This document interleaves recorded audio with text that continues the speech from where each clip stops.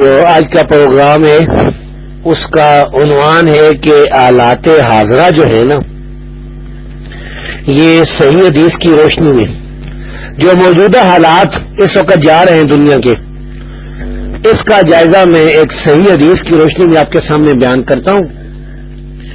اس کے بعد انشاءاللہ سوال جواب جو ہے انشاءاللہ وہ مجلس ہوگی. یہ جو روایت میں پیش کرنے والا ہوں یہ مستدرک الحاکم کی روایت ہے. کیونکہ یہ لمبی حدیث ہے اس لیے اگر آپ بھائی مجھے اجازت دیں تو میں اس کا صرف ترجمہ بیان کر دوں، اور اگر کوئی مطالبہ کرتے ہیں کہ نہیں پورا متن بھی بیان کرنا ہے تو وہ بھی میں بیان کر سکتا ہوں، کوئی مسئلہ نہیں. میرا خیال ہے کہ فی الحال تو ترجمہ بیان کرتا ہوں، لیکن اگر آپ بھائیوں میں سے کسی کو اس کے عربی الفاظ ضرورت ہوں گے تو پھر میں بعد میں بیان کر دوں گا. کیا کہتے ہیں؟ ترجمہ ہی کافی. یہ مستدرک الحاکم کی حدیث ہے اور بالکل جو ہے نا بے عینی من و عن جو ہے نا 100% موجودہ حالات جو ہیں اس پر دلالت کرتی ہے. جس حالات سے ہم گزر رہے ہیں آپ اور ہم تمام لوگ، تو ان کے بارے میں یہ حدیث جو ہے زبردست اس کی یعنی سے یہ موجودہ حالات بیان کر دیے گئے ہیں.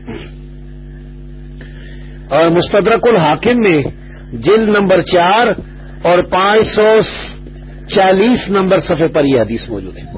تو اس کا انشاءاللہ آج درس ہوگا.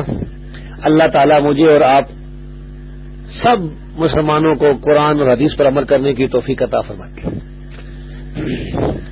الحمدللہ رب العالمین والصلاة والسلام علی رسول الامین.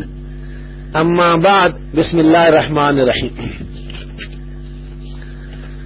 مشہور تابعی امام عطا بن ابی رباح رحمت اللہ علیہ سے روایت ہے. یہ مکہ کے بڑے اماموں میں سے تھے. امام عطا مکہ مکرمہ میں حدیث کے اہل سنت کے بڑے اماموں میں سے تھے اور بڑے ثقہ قابل اعتماد تھے، اور کئی صحابہ کرام کے شاگرد ہیں جن میں عبداللہ بن عمر رضی اللہ تعالیٰ عنہ بھی ہیں اور دوسرے صحابہ بھی. اور ان کے جو شاگرد تھے وہ بھی بڑے عظیم الشان امام تھے. تو امام عطا رحمت اللہ علیہ وہ بیان فرماتے ہیں کہ میں عبداللہ بن عمر رضی اللہ تعالی عنہ کے پاس موجود تھا. یعنی کوئی مجلس تھی صحابہ کرام کی جس میں سیدنا عبداللہ بن عمر رضی اللہ تعالی عنہ موجود تھے، اور اس مجلس میں امام عطا بھی موجود تھے.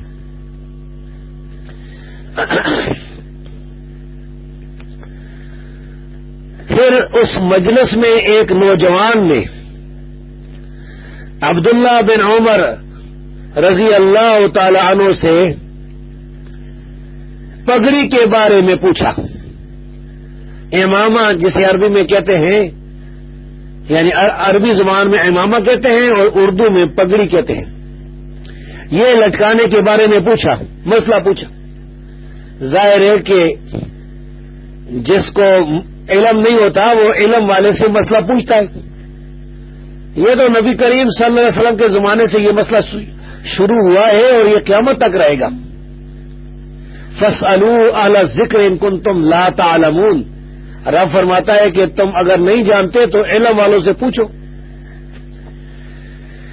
اور یہ پوچھنا جو ہے نا، یہ یاد ہے کہ یہ پوچھنا تقلید نہیں ہے.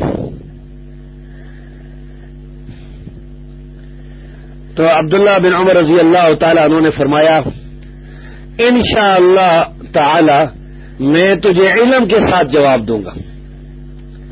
کتنے متبع سنت تھے نبی کریم صلی اللہ علیہ وسلم کی حدیث سے محبت کرنے والے جلیل القدر صحابی، بڑی فضیلتوں والے صحابی.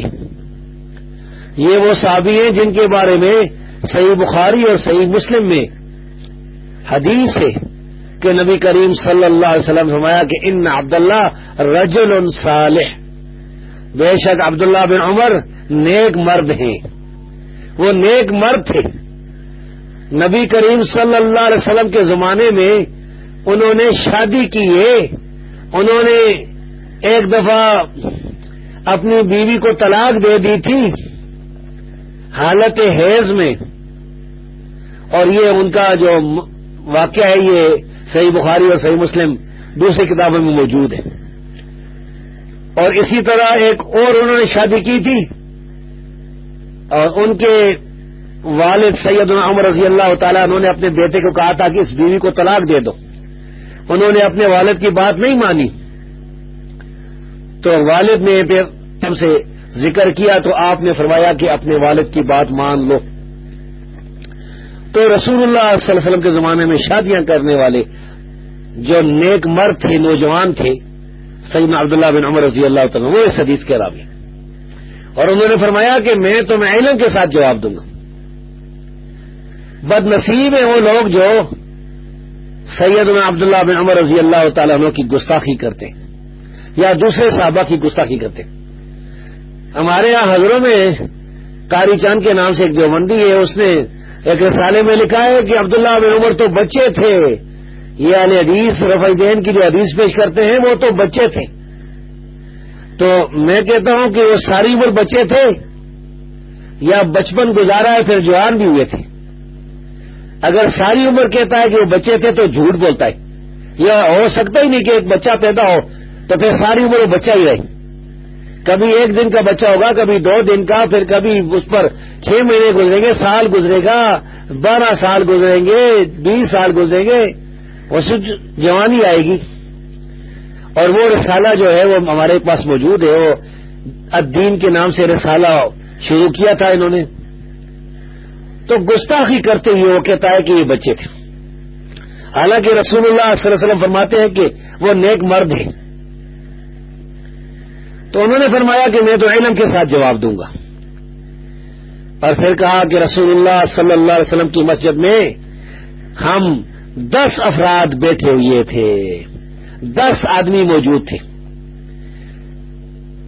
کون سی مسجد میں؟ مسجد نبوی میں، مدینہ طیبہ میں مسجد نبوی میں 10 صحابہ کرام کے ساتھ سیدنا عبداللہ بن عمر رضی اللہ تعالی موجود تھے، جن میں ابو بکر صدیق تھے، جس میں سیدنا عمر فاروق تھے، سیدنا عثمان تھے، سیدنا علی تھے، سیدنا ابو بکر، سیدنا عبداللہ بن مسعود، سیدنا حذیفہ، سیدنا عبد الرحمن بن عوف، سیدنا ابو سعید الخدری رضی اللہ عنہ، یہ سارے موجود تھے۔ کہ ایک انصاری نوجوان نے آ کر رسول اللہ صلی اللہ علیہ وسلم کو سلام کیا اور وہ بیٹھ گیا، آ کر سلام کیا اور بیٹھ گیا۔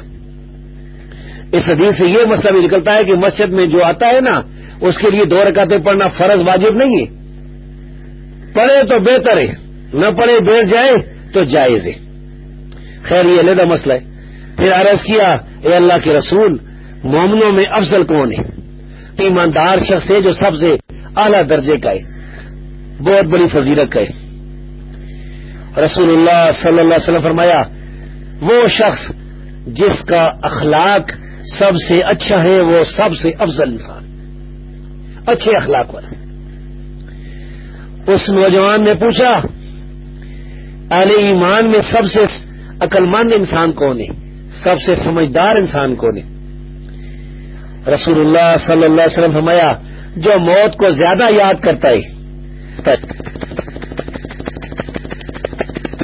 سب سے زیادہ اسی کی تیاری میں لگا رہتا ہے، موت کی تیاری کرتا ہے، یہی وہ لوگ ہیں جو سب سے زیادہ عقل والے ہیں، سب سے زیادہ سمجھدار۔ نہ سمجھ تو وہ ہے جو موت کو بھولا ہوا ہے، جسے آخرت کا ڈر نہیں، اللہ کا کوئی ڈر نہیں، اللہ کے سامنے حاضر ہونے کا کوئی خیال نہیں، وہ شخص جو ہے وہ نہ سمجھ۔ سمجھدار تو وہ ہوتے ہیں جو کہ موت کے آنے سے پہلے موت کی تیاری کرتے ہیں، موت کو یاد کرتے ہیں۔ ظاہر ہے کہ جب اللہ کے سامنے پیش ہونے کا خوف سے اعمال کرے گا، پھر وہ نہ کفر کرے گا، نہ شرک کرے گا، نہ اللہ کی نافرمانی کرے گا، نہ اپنی مرضی چلائے گا۔ پھر وہ نوجوان خاموش ہو گیا۔ نبی کریم صلی اللہ علیہ وسلم نے پھر رخ کیا صحابہ کرام کی طرف، جماعت صحابہ کی طرف. آپ نے اپنا چہرہ مبارک پھیرا، فرمایا یا معاشر المہاجرین، اے مہاجروں کی جماعت. وہ مہاجر بیٹھے ہوئے تھے بڑے بڑے، ابو بکر صدیق رضی اللہ تعالیٰ بیٹھے ہوئے تھے، دوسرے مہاجر بیٹھے. مہاجروں، اگر تم 5 چیزوں کے ساتھ آزمائے گئے اور یہ چیزیں تمہارے درمیان واقع ہو گئی تو پھر میں اللہ کی پناہ چاہتا ہوں. یعنی 5 چیزوں کے بارے میں مجھے ڈرے کہ میرے امتیوں تمہارے اگر آ گئی تو پھر کیا ہوگا. رسول اللہ صلی اللہ علیہ وسلم فرمایا، جس قوم میں بے حیائی ظاہر ہوگی، فحاشی ظاہر ہوگی، پھر وہ اسے اعلانیہ کریں گے تو اس قوم میں ایسی بیماریاں پھیل جائیں گی، طاعون اور ایسی بیماریاں پھیل جائیں گی جو کہ ان کے آباء و اجداد میں نہیں تھی. بے حیائی، زنا، فحاشی کریں گے، اعلانیہ کریں گے. جس طرح قرآن کریم میں اللہ نے فرمایا، ان الذین یحبون ان تشیع الفاحشۃ فی الذین آمنوا لهم عذاب علیم فی الدنیا والآخرہ واللہ یعلم وانتم لا تعلمون. بے شک وہ لوگ جو پسند کرتے ہیں کہ مسلمانوں میں بے حیائی کی باتیں پھیل جائیں، ان کے لیے دنیا اور آخرت میں دکھ دینے والا عذاب ہوگا. اللہ جانتا ہے اور تم نہیں جانتے. آپ دیکھ رہے ہیں، اب دنیا کے حالات دیکھیں، کتنی بے حیائی، بے پردگی، چاروں طرف گندگی پھیلی ہوئی ہے. تو نتیجہ کیا ہوا؟ ایسی بیماریاں پیدا ہوں گی لوگوں میں جن کے نام جو ہے وہ باپ دادا نے نہیں سنے تھے. یہ ایڈز کی جو بیماری ہے، یہ کس کی وجہ سے؟ یہ بے حیائی کی وجہ سے، یہ زنا کی وجہ سے. آج سے 100 سال پہلے، 200 سال پہلے لوگوں کو کیا پتا تھا کہ ایڈز کی بھی کوئی بیماری ہے، اور پتہ نہیں کون کون سی بیماریاں ہونے والی. فرمایا دوسری بات آپ نے بیان کی، 5 چیزیں بیان فرمائی تھی. پہلی بات تو یہ ہو گئی اور یہ دنیا میں واقع ہو گئی ہے. فرمایا دوسری بات یہ کہ جو لوگ ناپ تول میں کمی کریں گے، یعنی جب بیچیں گے تھوڑا وہ دیں گے، جب ترازو میں تولیں گے تھوڑا دیں گے، جب وہ بیٹر کے ساتھ جو ہے وہ ماپیں گے تھوڑا ماپ کے دیں گے.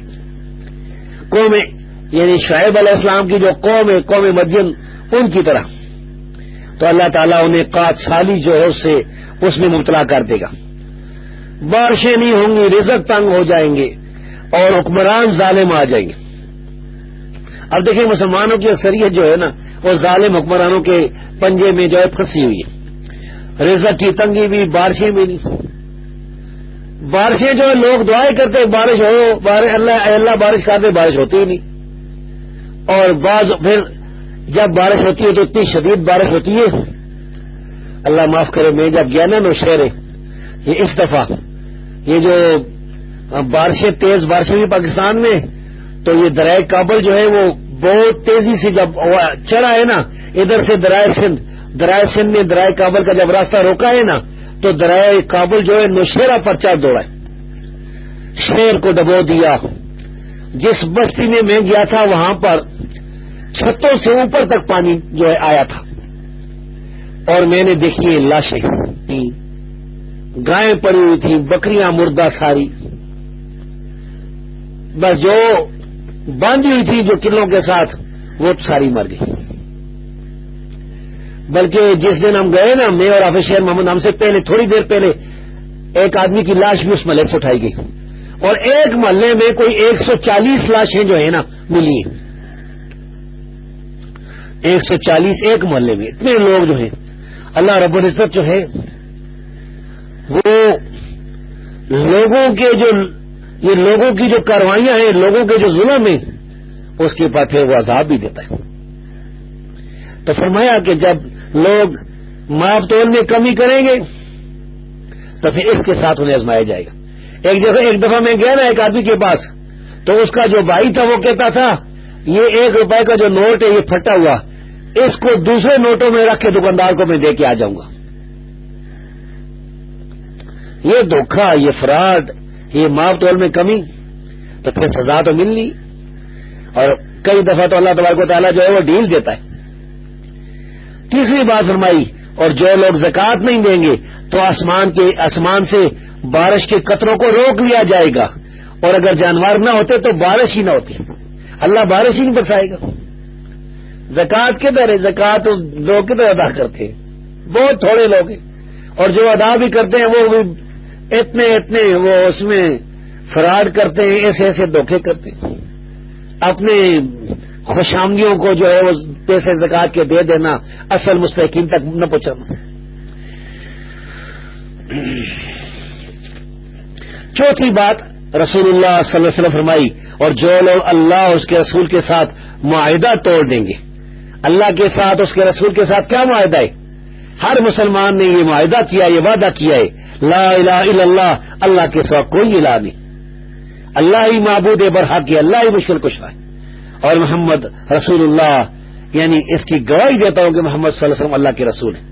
جو اس پر عمل نہیں کریں گے، توحید کو چھوڑ دیں گے، شرک اختیار کریں گے، سنت کو چھوڑ دیں گے، بدعت اپنائیں گے، تو اللہ، یہ مطلب ہے معاہدہ توڑنے کا، تو اللہ غیروں سے. میری آواز اگر آپ بھائیوں تک پہنچ رہی بتائیں، آواز صحیح ہے؟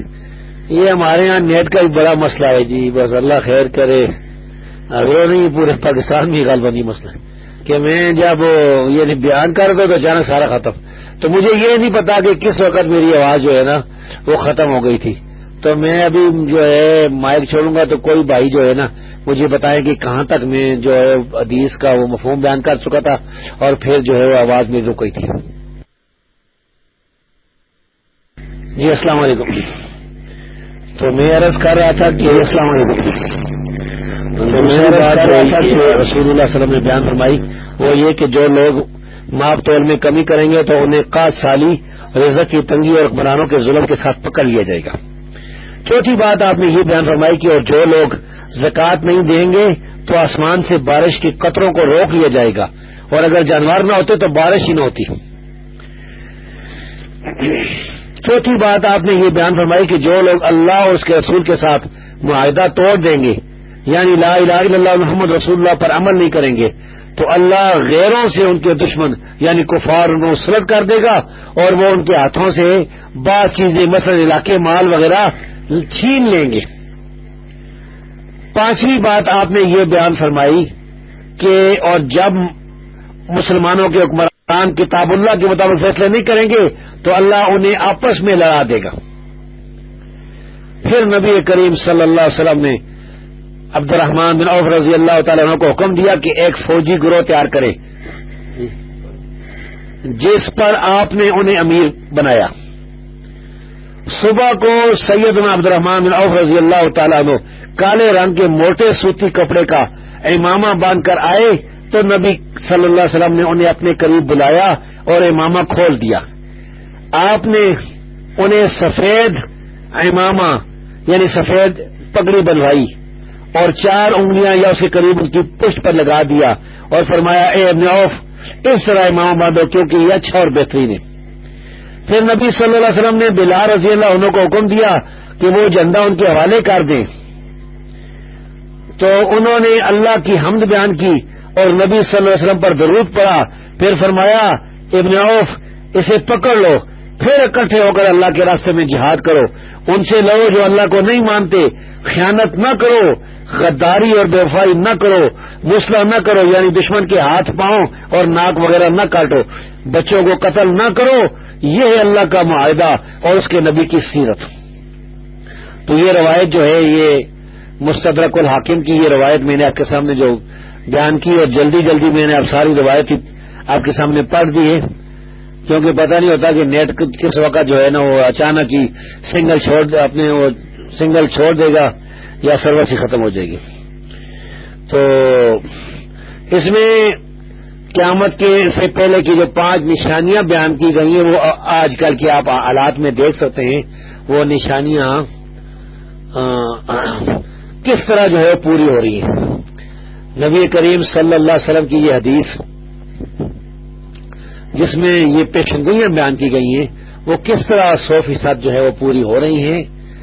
تو موجودہ حالات جن سے ہم گزر رہے ہیں، تو یہ ہماری مسلمانوں کی اپنی جو ہے نا غلطیوں کی وجہ سے مسلمانوں کی اکثریت نے کتاب اللہ کو چھوڑ دیا، نبی کی سنت کو چھوڑ دیا، ارکان تھے انہیں چھوڑ دیا، زکوٰۃ ادا کرنی چھوڑ دی، ماب تول میں جو ہے کمی کرنے لگے، شعیب علیہ السلام کی قوم کی طرح جو ہے وہ ان کے پیمانے بدل گئے، تو اللہ تبارک و تعالیٰ ناراض ہو گیا۔ پھر جو ہے کتنی مصیبتیں آ رہی ہیں، کفار نے قبضے کر رکھے ہیں مسلمان ممالک پر، اور اسی طرح مسلمانوں کی قیمتی مال جو ہے وہ قبضہ کر لیے۔ تو اللہ تبارک و تعالیٰ کو راضی کرنے کے لیے ان مصیبتوں سے بچنے کے لیے صرف ایک ہی راستہ ہے کہ توبہ کی جائے سچے دل سے، اور پھر اس راستے کی طرف رجوع کیا جائے جو قرآن اور حدیث کا راستہ ہے، جو اللہ رسول کا راستہ ہے۔ تو یہ جو چند باتیں تھیں جو میں نے آپ کے سامنے ایک حدیث مستدرک الحاکم کی 4 جلد سے، اور یہ صحیح روایت ہے، اس کی سند حسن لذات ہی ہے، آپ کے سامنے بیان کی ہے۔ تو جب تک یہ ہم اپنی حالت نہیں بدلیں گے نا تو موجودہ حالات نہیں بدلیں گے۔ ان اللہ لا یغیر ما بقوم حتی یغیروا ما بانفسہم، یا جس طرح کے قرآن مجید کی آیت ہے، اگر میں بول نہیں گیا تو، کہ فرمایا اللہ تبارک و تعالیٰ کسی قوم کی حالت نہیں بدلتا جب تک وہ لوگ اپنی حالت خود نہ بدلیں۔ تو اپنی جو ہے اپنے گریبان میں جہاں کر اپنا جائزہ لینا چاہیے، اپنی اصلاح کرنی چاہیے۔